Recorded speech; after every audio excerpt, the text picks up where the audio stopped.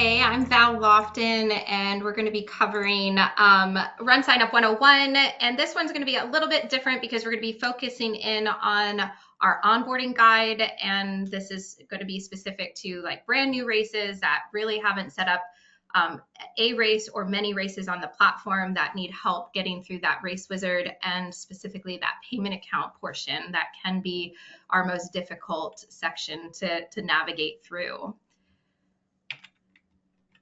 So diving in, meeting our onboarding team. Like I said, I'm Val Lofton. I'm our lead onboarding manager. We have Katie Atherton, who is our onboarding account manager, and then Blair Lohman, who is an onboarding account representative. Once you create a new race onto the platform, if you meet certain criteria, you would be receiving a call from one of us and helping you through that onboarding process, making sure that your race is ready to open, your payment account is approved, and then introducing you to your next level of support.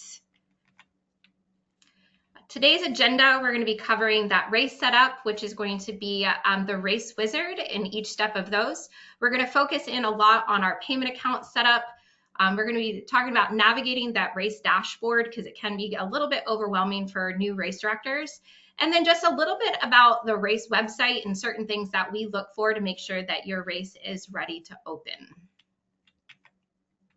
So diving into that race wizard for our race setup, there are seven tabs that you're going to end up going through. The first thing that you do need to do, of course, is create a race. There's a couple of different ways that you can do this. If you're a first-time user and have never created a race before, you can do that just by going to runsignup.com, and there's that pink create a race button up at the top. And then if you have created a race previously, or if you are a race director listed on one, you can navigate to your profile and then my races, and then you'll see a blue create a new race button up at the top that you can do. So those are the two different ways that you can get to the race wizard and creating that new race. So step one is going to be just your race basic information. Your race name really should be short and sweet, something that people can remember. You don't really want to add your title sponsor into that race name, and you want it to be as short as possible, something that, like I said, participants are going to be able to remember and navigate to. It's also going to be part of your URL usually, and so you don't want it to be too long. The race description should really be a very quick, short overview of what your race is about. You don't want to add too many details in there, like race parking, packet pickup, awards, things like that. All of those details can be added later in different sections, and you want to just keep that race description short and to the point so that people know what your race is about and what it's benefiting. The race location information is required even if you are having a virtual race. So you will want to actually put the physical address of the race where the race is going to be taking place. If you have a virtual race, you do have to use a real zip code, but you can manipulate the address line 1 as well as the city, so that way you can add in a virtual race, any town, anywhere, my town, something like that, to make it a little bit more well known that it is a virtual run and you can do it from anywhere. You will also want to just double check that the time zone is correct. It usually auto populates based on the zip code that you enter in there. So the URL will automatically populate based on the race name that you have chosen. If you do want to update that, you're going to want to make sure that you don't use things like the year of the race or an identifier like 5th annual or 6th annual. The URL is something that does roll over from year to year. That increases your Google ranking and your SEO. So you want to make sure that it is short and it is able to identify your race. You will be able to build out short URLs later if you do have a long race name or a long race URL. You can also bring over a custom domain. So if you own the best5k.com ever, you're able to bring that over once the race setup is complete. When you're setting up your events, you're going to want to make sure that you are offering an event for each distance that is being offered at your race. So if you have a 5K, a 1 mile, and a 10K, you're going to want to make sure you set up 3 different events within your race wizard. The race type is going to be how that race or how that event is going to be searchable within our race calendar. So you want to make sure that you choose run or walk, or your virtual race are going to be your most popular. The only one that I tend to tell people to shy away from is your nonprofit event, because not a lot of people are coming to RunSignup to search for nonprofit events. So you'll want to make sure that you're choosing run only, run or walk, virtual race, that kind of thing. And like I said, if you do have more than one distance, you're going to want to make sure that you use the orange tab that says add another event. For our hybrid events, you're going to want to make sure that you do set up 2 separate event types. So you're going to have your in-person 5K option as well as your virtual 5K. And then just underneath the type of event, you're going to be choosing for the in-person, your run or walk. And then for your virtual 5K, you're going to be choosing virtual race/challenge. And that will allow you to enable our virtual tools such as the results, bib numbers, people being able to upload their own photos, things like that. In step 1, you're going to be able to set up your processing fees. You have 3 different options. Processing fees can be paid for by the registrant. The processing fee can come out of the charge of the race, or you can split that processing fee 50-50. Remember that it is a transactional based processing fee and not per person. The majority of races are going to be having that processing fee paid for by the race registrant. And we only really typically see it coming out of the charge is if you start getting into the longer distances, such as half marathons or marathons, and those registration fees tend to be more expensive than your typical 5K. We do offer flexible gender options. You can allow people to choose a non-binary or prefer not to say. Just the only caveat with that is that you are going to want to make sure that you talk with your timer, so that way they know what gender categories you are offering and that they're able to accommodate that. If you already know who your timer is going to be, you can add them at the bottom of step 1. You can find them by company name, their email, or their contact name, and normally they'll auto-populate. If they're not already a timer set up on RunSignup, it will send them an invite to be able to do that. You can also add that later if you don't know who your timer is going to be. If you don't currently have a timer and you don't know who you're going to be working with, we do have a great tool for searching for them, the ones that work within your area. And you can just go to runsignup.com/timer search, or you can just do a Google search of find a timer RunSignup, and that will come up as well. And then you can contact all of the timers that work within your area to make sure that you're getting quotes. So we do have a lot of races, particularly small ones, that say they're not going to be working with a timer. And we do absolutely recommend it. Timers can be a valuable resource for a lot of different things. So for small races, why should I use a timer? One is that you're able to provide accurate and reliable results. They typically are using chip timing, mats, or the finish links type of things for precise results. One thing you have to remember is that some people are going to be doing your race that will get like a reimbursement or some kind of incentive from their insurance company, but they need to provide proof that they actually competed in a race.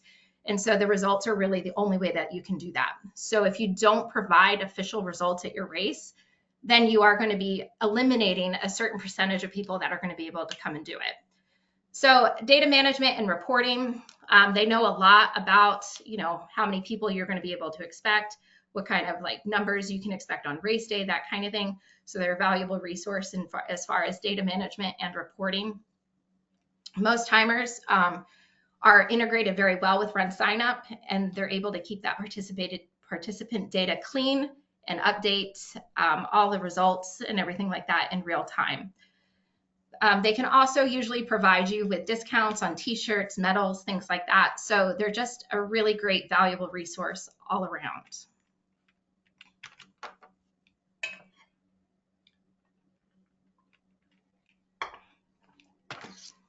So in step 2 of the Race Wizard, this is going to be basic information about each event that you set up in step 1. You're going to want to make sure that you put in the proper distance, such as 5K or 3.1 miles.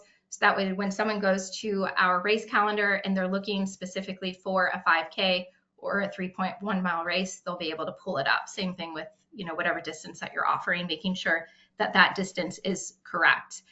The age calculation date is not something that you really have to fill out. This is usually specific to triathlons that will be posting results based on how old you are in that year. So if the race is in March, but you're turning 20 in December, it's still going to put you into that 20-year-old age group. And that's what that age calculation date is based on. Additional event information. This is only going to show up in one spot, and that's going to be on the event details page. And to be honest, not a lot of people actually find that page. So keeping it short and just letting them know that like this is a trail run, something like that, and not getting too detailed in the event information would be helpful here. Step 3 of the Race Wizard is your registration periods and your price points.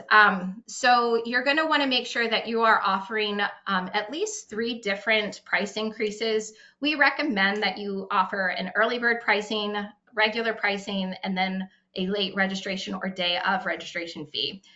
So how long those periods run, you're going to want to base off of like how long you have until you register.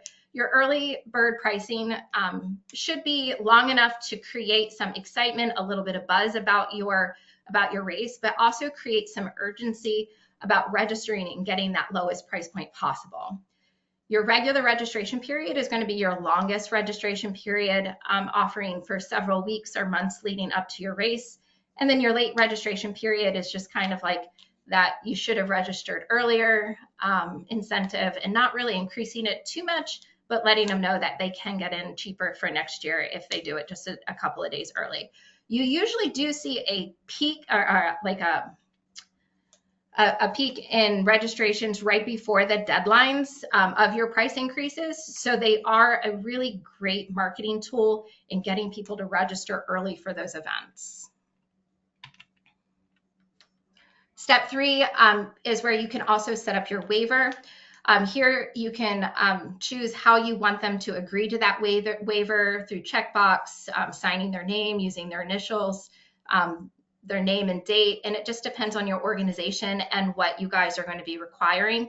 These waivers do, of course, stay on file forever as long as your race is on the platform, so there's no need to be able to print those out, okay?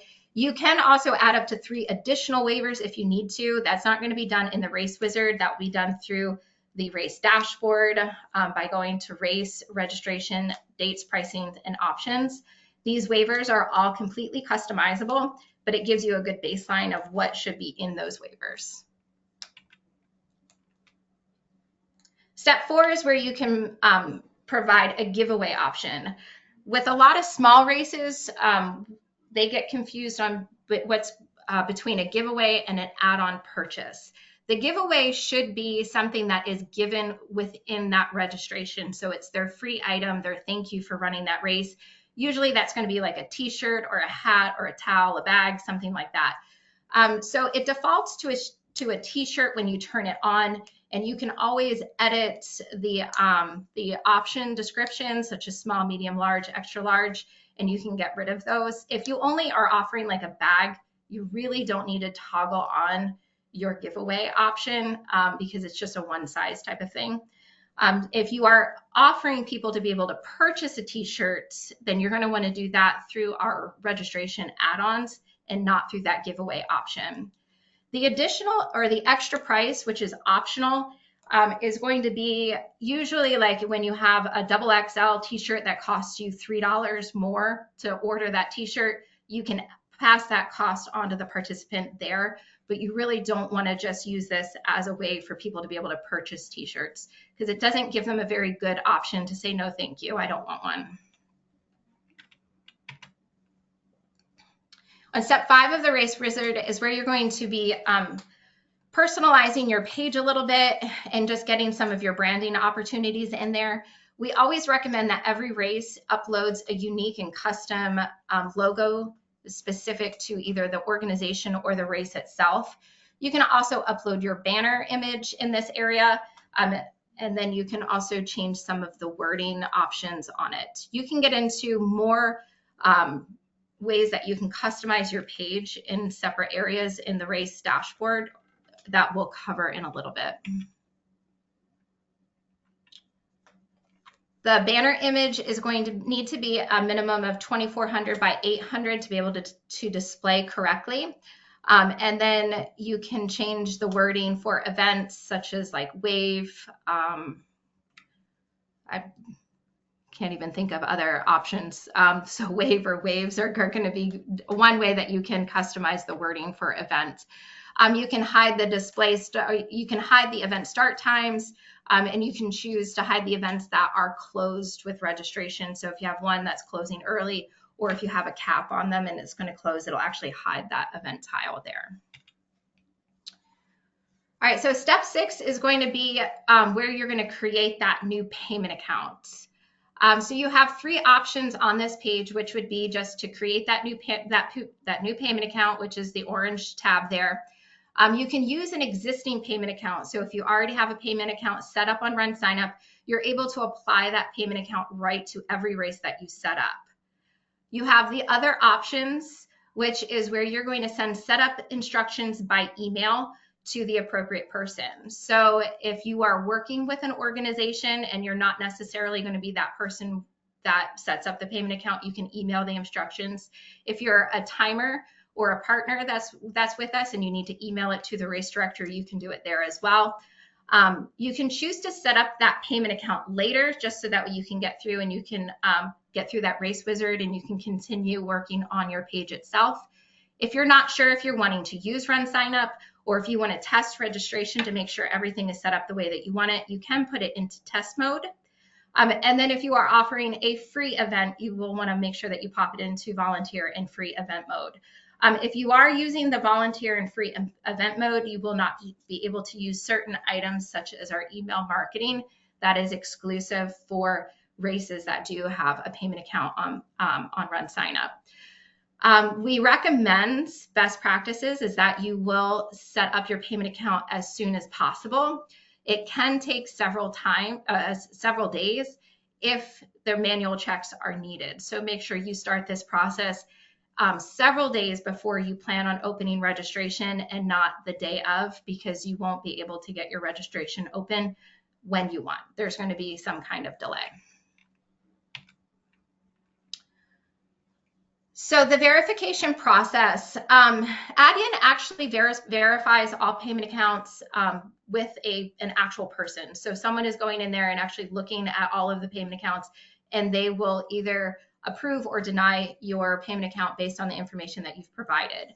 They use a system called Nacha, and so it goes through the Nacha checks, and about 50% of payment accounts are going to need additional information.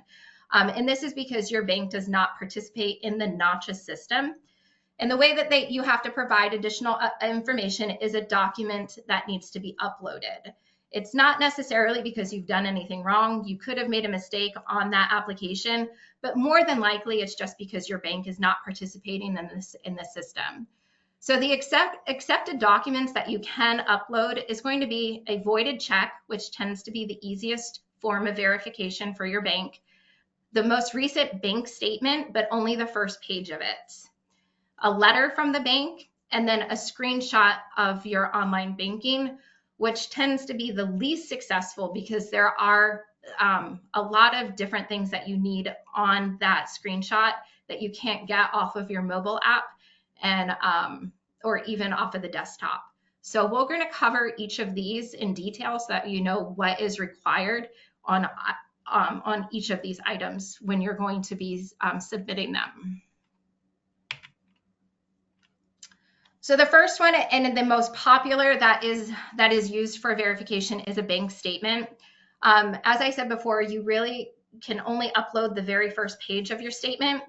It needs to be dated within the last 2 months. Anything past that is going to be an automatic failure, and you will need to upload a new statement. We really recommend the most recent statement just to be sure. It does need to have the full account name. That has to match the legal entity. If your name on the bank account is different than your legal entity, you need to use the section that says DBA or name on bank account is different, and make sure that it matches exactly. So if you have LLC on your bank account, but not on your legal entity, then you're going to make sure that it says LLC on your application. It does have to have the account number. They prefer the full account number, but a lot of times it only shows the last 4 digits, which I haven't really seen an issue with that as of yet. It does also need to have the bank name and the logo, as well as the most recent date of that statement. I think the easiest form of verification, like I said, is a check. That seems to be the quickest. The things with the check is that the check must be blank with the exception of the void notation. So it can't be a used check. It has to be completely blank, and then you just write void on it. It does need to have the full account name. And again, that has to match that legal entity, or you use that DBA section. It has to have the full account number, the routing number, and it cannot be a starter check. Okay, so if this is a new bank account, unfortunately, those starter checks are not going to work. A verification letter. So if you are getting a new bank account, or you have a new bank account, you may not have a statement yet, you don't have any actual physical checks, you will have to go and get a verification letter. Okay, so on this letter, you're going to have the full account name that matches the legal entity, or you're using that DBA section. It does have to state the full account number, the full routing number. The date on the letter has to be within 1 month, and it does require the employee name and signature. If you don't have all of those requirements on that letter, it will be automatically denied. I think I actually forgot to put on there that it does need to be on bank letterhead. And I apologize for that. I can update it before we send out this, but it does need to be on bank letterhead with the full bank name as well as their logo.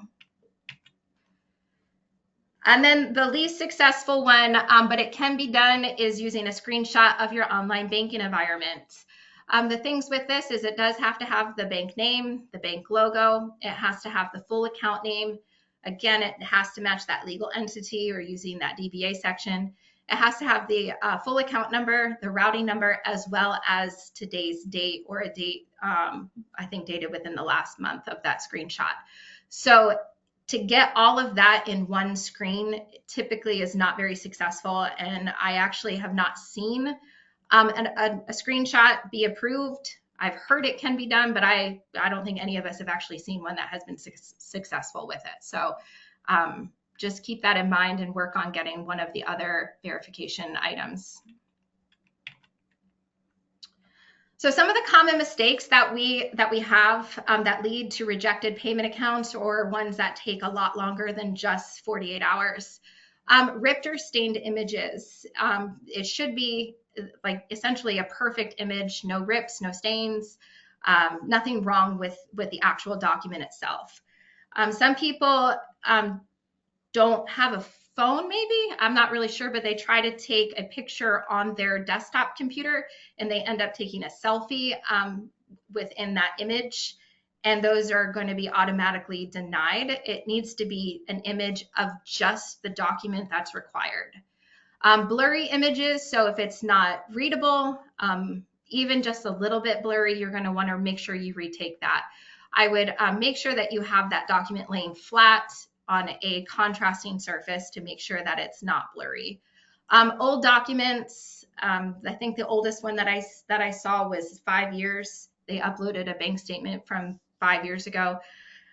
Used checks that were previously written out to somebody else, or incorrect documents. A lot of people will try to use a deposit slip or banking agreements, thinking that the banking agreement will suffice as the letter, and it does not. It absolutely has to be a letter specifically pointing out the items that we talked about in the previous slide, and the deposit slips just won't match at all.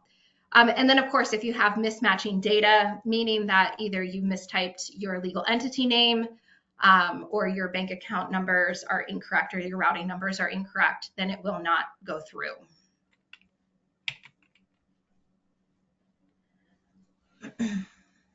So sometimes you'll get a pending completion by RunSignup, which means that our risk team does need to do a quick manual review and just make sure that everything is matching and everything is looking good.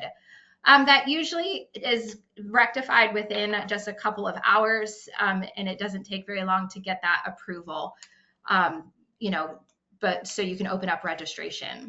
On occasion, we're not able to get a match on your legal entity and the EIN that you have put in. So then our risk team will actually ask you for an IRS letter stating what your EIN and your legal entity name is. If you don't have that letter, that's actually okay. You just need to be able to provide us with the exact legal entity name that matches the EIN that you have. So you don't have to stress about it too much if you can't find that IRS letter. The payment account approval, when that happens, you'll usually receive or you will receive an automated email, and then usually the onboarding representative that you're working with will reach out and give you a call and let you know that the payment account has been approved and you guys are all set to open up registration whenever you are ready. And at that point, we will introduce you to your next level of support. Once that payment account is approved, step 7, you can finish up with our recommended settings. And just remember that these settings are recommended and you can easily turn them off by unchecking them there.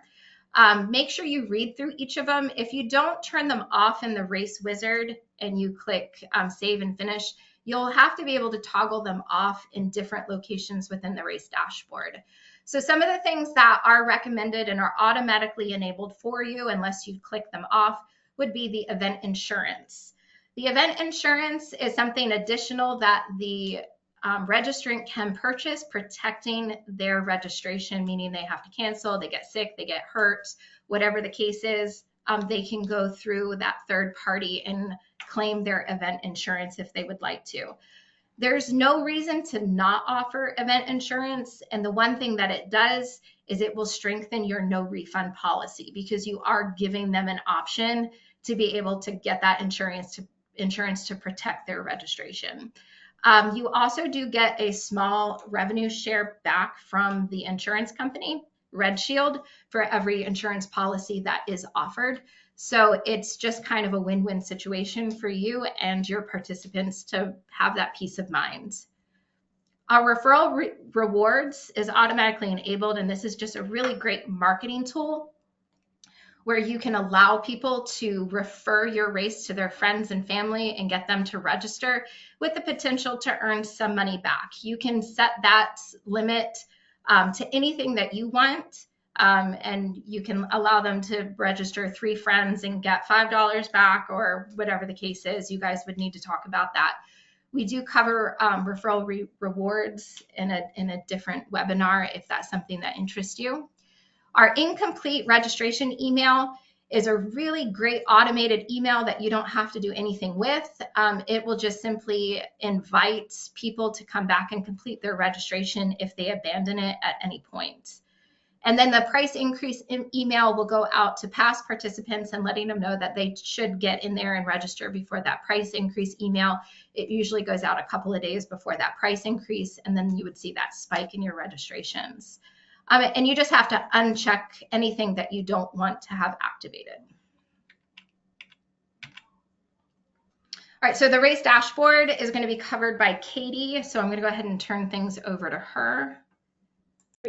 Yeah, so, you know, as Val went through the race wizard, and once you've completed that, you've gotten to the last step, you can jump into your race dashboard, and there's a number of different tools and features that I'm going to go through and touch on, and also talk about kind of how to navigate through the dashboard and find different things within it.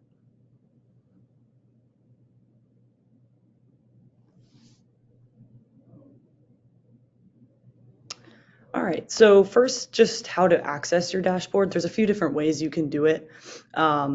These steps on the left-hand side are showing you if you go to your your profile from using the profile image up on the right-hand side of RunSignup.com.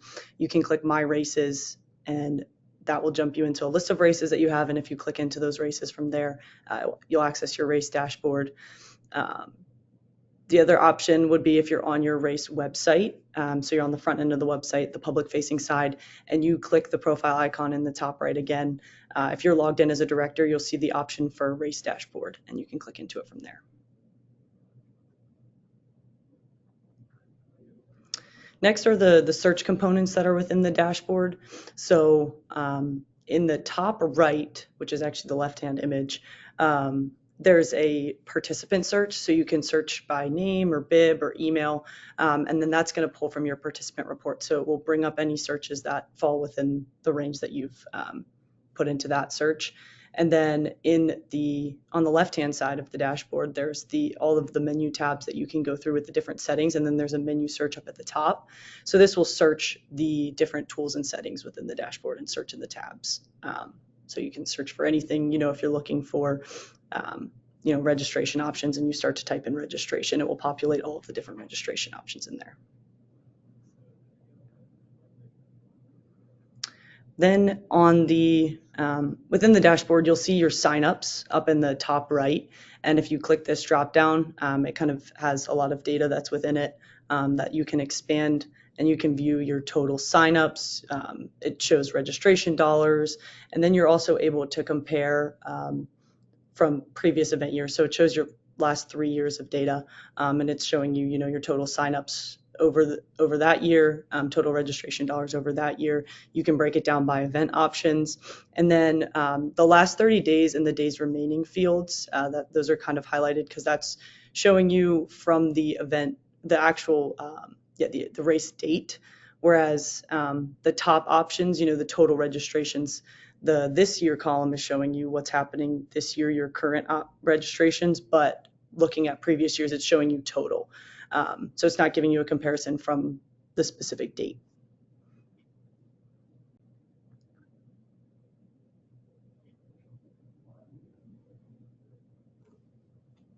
And then going through another feature we have is custom questions. So you're able to add virtually any questions that you want to ask your participants that doesn't fall in the basic registration information collection. We obviously caution you not to ask any sort of personal questions or anything that has very important or private information. But as far as just standard questions that we offer, and we always recommend, having emergency contact information, and then you can also check to sign up for text messages. So what this will do is ask the participants if they want to input their phone number for text message updates from the race, they can do that, and then they can opt in to receive those texts. Below this, you'll see other options of adding any custom questions. So we have different ways you can ask the question. You can choose from multiple choice responses. You can allow them to enter a text field response, yes, no. So different question types there as well.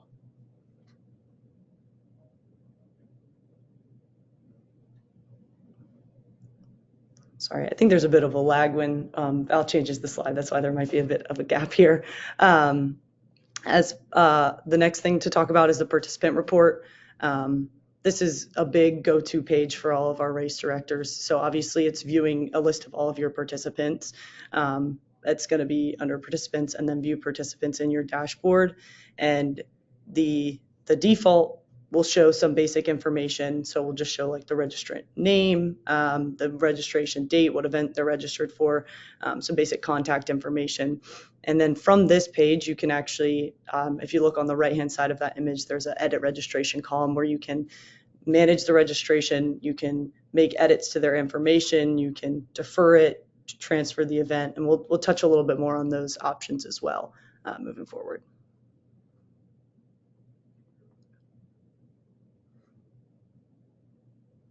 Then within the report, I talked a little bit about how what the default view shows, and you can adjust the default view using these different search parameters. So if you click search change event up at the top of the report, you can search based on specific registrant information. You can also use the event dropdown to select a specific event within a certain year, or you can go back in and view previous registrant data. So for every year that your race was on RunSignup, you'll see all of those different years listed, and you can select to view participants from any of those past years as well as the current year.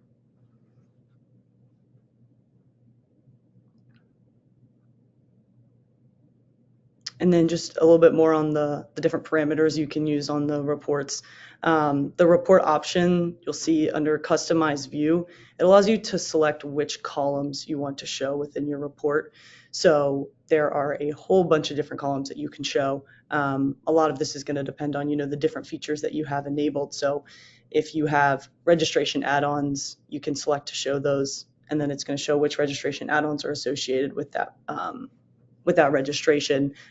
You can show teams and fundraisers, virtually anything that's associated with the registration you can show here. So you'll just check off those columns that you want to show in the report, and then you rerun the report and it will pull those columns in. The other thing to note is the export options. So we have a list of different export options that you can download the report from. You can choose when you're exporting if you're downloading all of the columns or if you're downloading just the specific columns that you're looking at at that given time.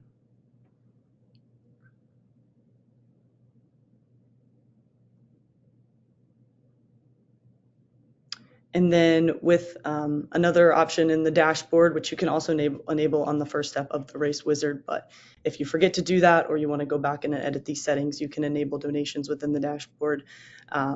You can set up a donation description, build out your donation page. We always recommend setting up donation levels just to give suggestions for what most of your donors are going to be choosing from.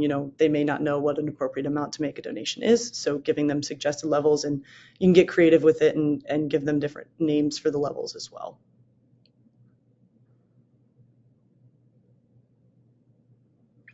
And then coupon codes is a big one. We see this, if you have specific groups like sponsors that you want to give coupon codes to, you can offer them a variety of different discount options. So the first thing is just inputting the name of the coupon code. That's going to be essentially the code name that they're inputting at checkout when they register to actually take that discount off. You can set a percentage or a dollar discount amount. You can choose the discount type, so whether it's per registrant or whether it's just an overall discount from the overall transaction total. You can set eligibility dates. So do you want this to be a special promo during a specific amount of time, or is it going to be open for the entire race registration period? And then you can set parameters on what's able to be discounted. Is it going to cover race registration fees, store fees? And then you can set restrictions on the number of uses as well. And then there's a ton of other discount features that are available. If you go to financial and then pricing in your dashboard, you'll see a list of these, and you can kind of click through. We won't dig too deep into them, but there's different options for setting up family sort of based pricing with multi-person sign-up pricing, age-based pricing. If you have different membership options, you can set up custom memberships. We have multi-event discounts. I mentioned coupons, and there's a number of other discount options that you can explore for your race. And we don't recommend choosing them all. Definitely would recommend only probably choosing one or two of these different discount options. You don't want to turn on too many of these settings and then they overlap and cause issues. And then I'll pass it back to Val for the race website. Right, perfect. So our race website options, for first-time users can sometimes be a little bit overwhelming. And a lot of people tend to use just our basic default settings, which we really discourage, because the more personalization that you put into your race and really showcase your brand, the more people will come to register for your race. When they're looking at it, they look for color scheme changes, personalized logos, things like that. So really getting creative with your race page is a great way to drive those registrations. So you automatically get a free basic page when you create your race, and then you're able to change that and really elevate it using a lot of different tools that we have. To enhance it, enhance your brand, to enhance your page, you can showcase your brand. You can add unlimited content, and that's where it's really important. You don't have to add everything under that race description. You can add several pages, as many pages as you want, to make sure that people are able to find the information that they want. One thing with the race description, and when I said keep it short and to the point, I really mean that, because people don't like to read. And if you have 4, 5, 6 paragraphs listed under the event description, people will get bored with it and move on. So they want to be able to read what your race is about under the race description, and then utilizing the menu options, they want to be able to find the information that's important to them, because every single person, what they're looking for is going to be different. Some people really value what that race medal is going to look like, whereas other people really value where they're going to be parking on race day. So you want to make sure that that is separated information, it's not buried in a paragraph, and it's easy and clickable for them to find. So you want them to be able to find the information that's important to them. It makes it look organized, of course, professional, and then including all the information that you have, okay? So in the race theme section, you would find this in the race dashboard by going to race website, race theme, and then race template. You're going to be able to change certain things, such as our vertical or horizontal navigation, and that's just a basic personal preference of what you like. Different design elements, you can add on social media feeds, a tagline, countdown clock. You can change the color scheme. You can always update the logo and the banner image there as well. And then in that section, we also have custom wording, so you can change the word for registration, sign up, things like that, or you can add additional wording options. So if you have a large Hispanic population in your area, you can add the Spanish words for sign up and registrations, donate, things like that, and it'll all display on there. Like I said, you would also upload your logo under there, or you would use one of our basic icons. It's really discouraged to use one of those race logos, but it's fine as a placeholder until you're able to create one of your own. The banner image is, again, really important. If you have images from a previous year, like photos, we recommend that you use those and really highlight and showcase what your race is about. And then just making sure that it displays properly. You don't necessarily have to put the race name on your banner. That will automatically show, but you can also hide that under this section. So if you put your race name on your banner, you can hide the overlay that RunSignup automatically puts on there, so it doesn't look too busy. You can also add, like we said, unlimited pages. You can do this with our basic website by using our custom content section. And so you would be able to create like a FAQ section, parking, packet pickup, that type of thing, and be able to create different links to help guides that we have for our participants, or you can add in your own custom information. An FAQ page is usually very popular and one of the most visited pages for our events. So keeping that in mind and creating that and answering any questions that you have. And your FAQ page can be updated whenever you need to. So I did see a couple of questions before we start jumping into those about the website V2. We don't have any templates right now for the website V2, and those all have to be built out by hand. We found that a lot of small races tend to be overwhelmed with our website V2, which is why we did not cover it just yet, but it will be covered in more detail when we roll out with our templates, and it's a little bit easier to work with. So we can go ahead and go through some of the questions that weren't able to be answered. Great. Yeah, we have quite a few questions in here. The first one that I wanted to talk about is there were a few questions on, the approval process and the document uploads. So I guess maybe just go back through the process of why they might need to upload a document and what documents to upload. Sure, yeah. So about 50% of our applicants will be required to upload additional documentation to verify their account. And this is usually because something is incorrect on the application itself, meaning you mistyped your legal entity, your EIN, your account number, something like that. Or the more common reason is because your bank is not participating in the NACHA verification program, which is what our payment processor Adyen uses to verify the banking details.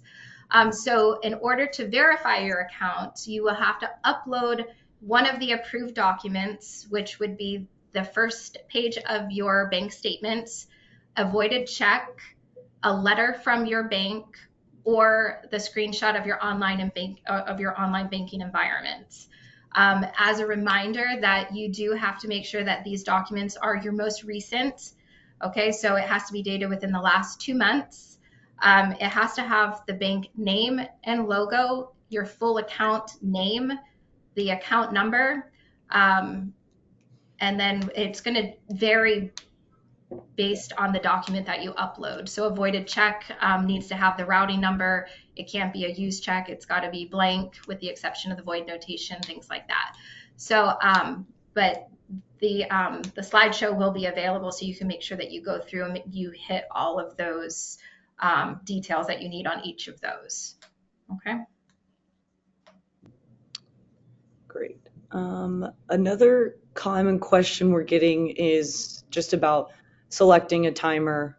So I think a lot of them are referring to using that find a timer search, and just asking about how they go about reaching out to the timer, how they coordinate payment with the timer, and work with them. Yeah, so those are great questions. So I used to be a timer, and I was listed on that page for a long time. So you can just go to, like I said, runsignup.com/timer search, and then you're able to filter out timers based on where you live. So when timers register on RunSignup, they have to put in where they're willing to work and travel to.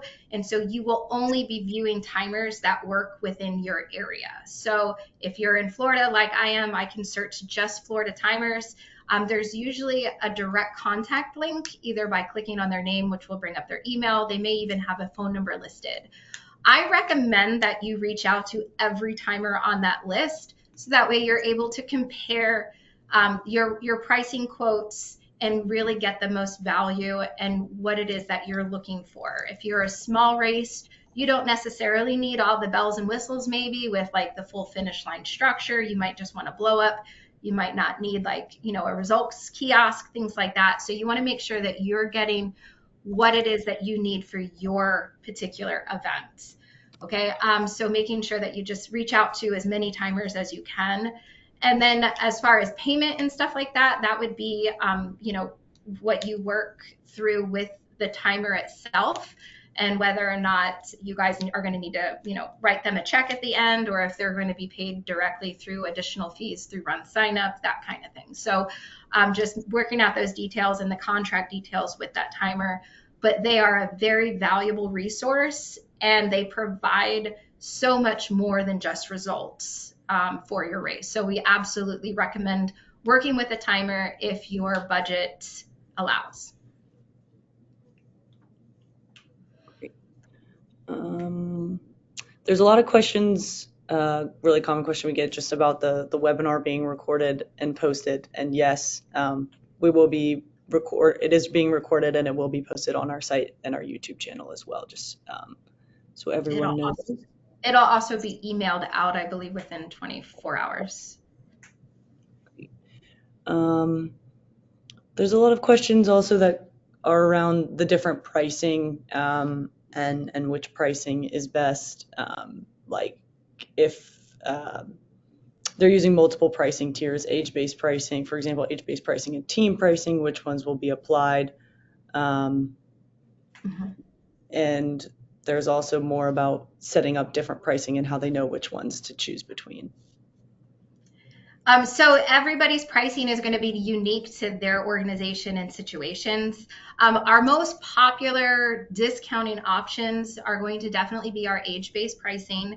And that is basically you're able to provide discounts to certain age groups. So if you want to offer a discount for kids 10 and under, you're able to do that setting up with our age-based pricing.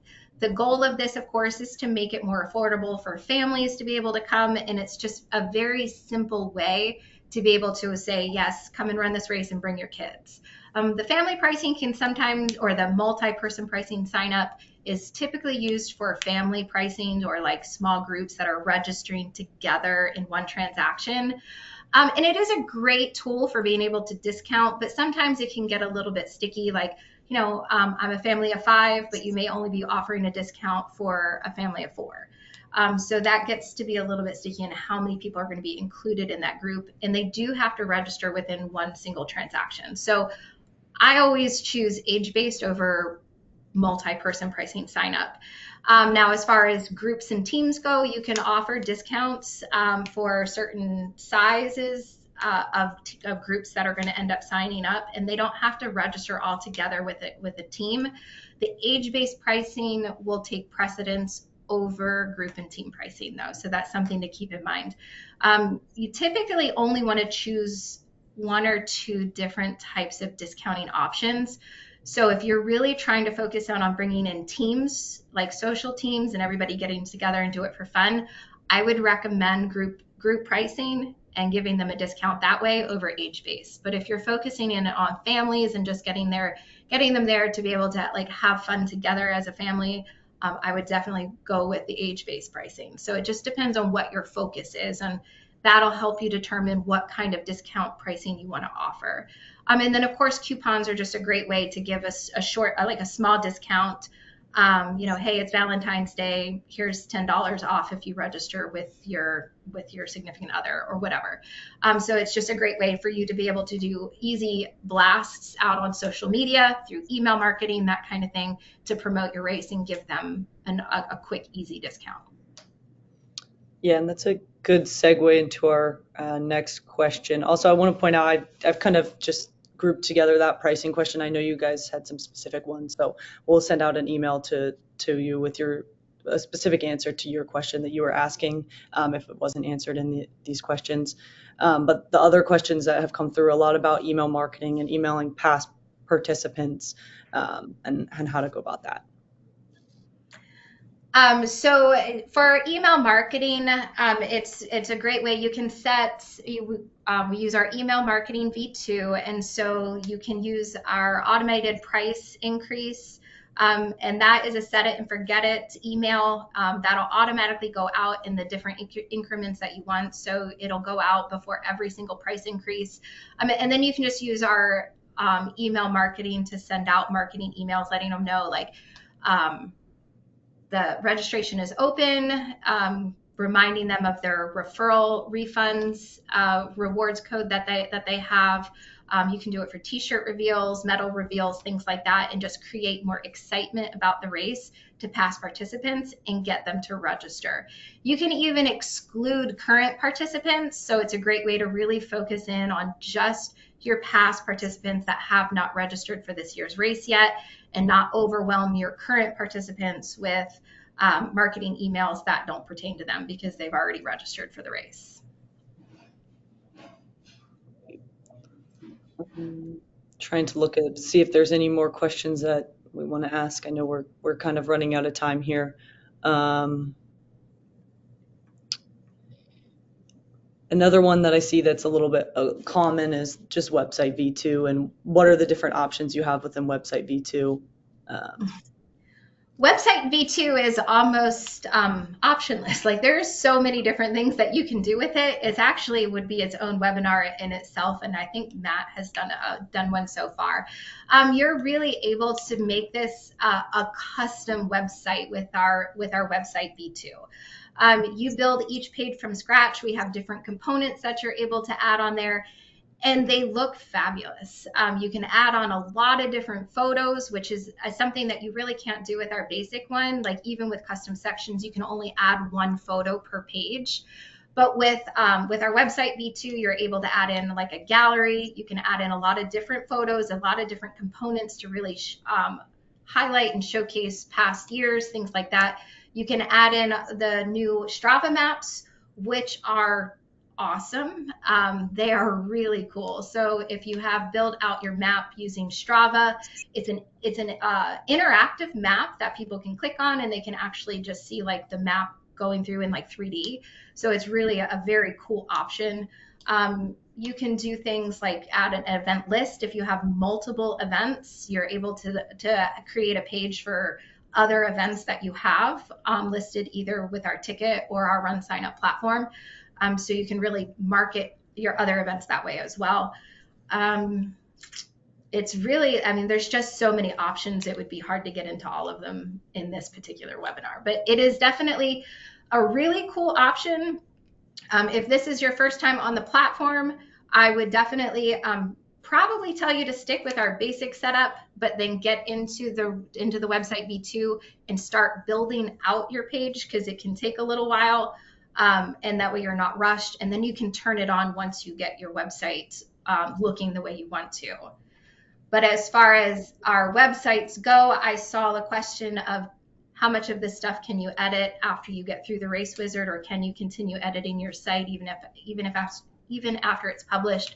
The answer is all of it you can edit at any time.